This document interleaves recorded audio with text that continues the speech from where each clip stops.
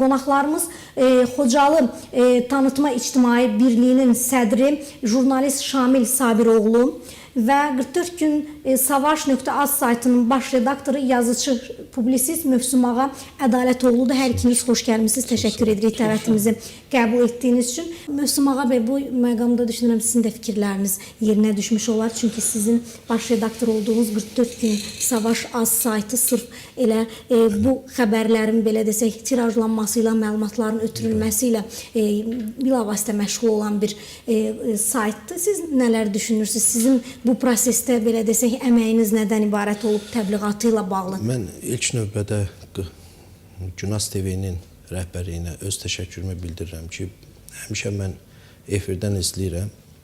Yəni gənclərlə bağlı, maarifləndirmə ilə bağlı, vətənpərvərlik ruhunda verilişlər efirə verirlər. Yəni həqiqətən də bu böyük uğurdur gənclər üçün, nailiyyətdir. Çünki indi hal-hazırda internet dövrüdür. Yəni gənclər istədiyi vaxtı, istədiyi məlumatı əldə edə bilirlər.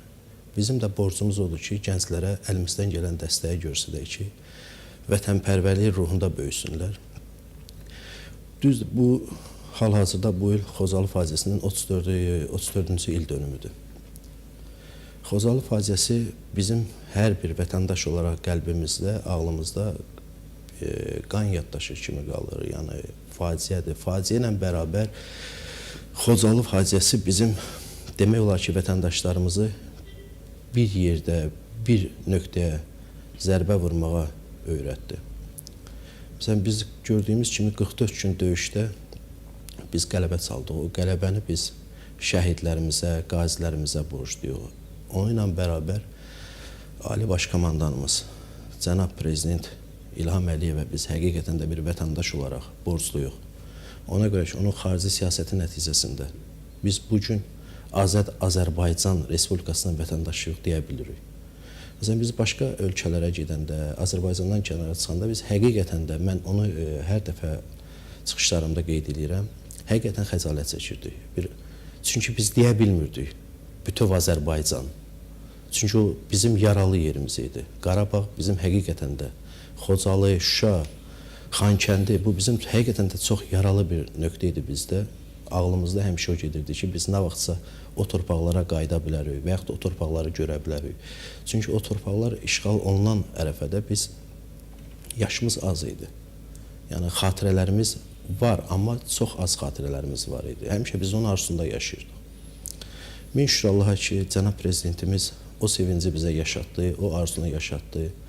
Mən həmişə məktəblərdə, universitetlərdə, tədbirlərdə həmişə vurğulayıram ki, gənclər bacardığı qədər bu Xocalı ilə bağlı istədikləri qədər geniş miqyasda tədbirlər olunmalıdır. Gənclər onu həmişə, yəni bugün bəli, azad Azərbaycanda yaşayırıq, Xocalı artıq bizdədir, bizimdir.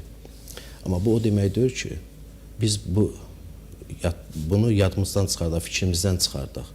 Əksinə biz daha dərin düşüncələrlə bu haqda biz fikirləşməliyik ki, yenidən gələcək nəsillərə bu hadisəni vurğulayaq, gələcək nəsillərə bu hadisəni çatdıraq ki, onlar da bu işin üstündə həqiqətən də fikirləşsinlər ki, bu hadisə olub, heç kim sığortalanmayıb, gələcəkdə ola bilər ya yox.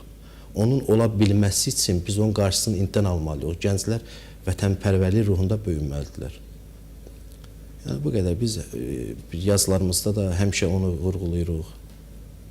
Bəli, bir yazıcı, bir publisist üçün əlbəttə ki, verə biləcəyi, göstərə biləcəyi xidmət də elə bu yöndə olmalıdır hesab edirəm.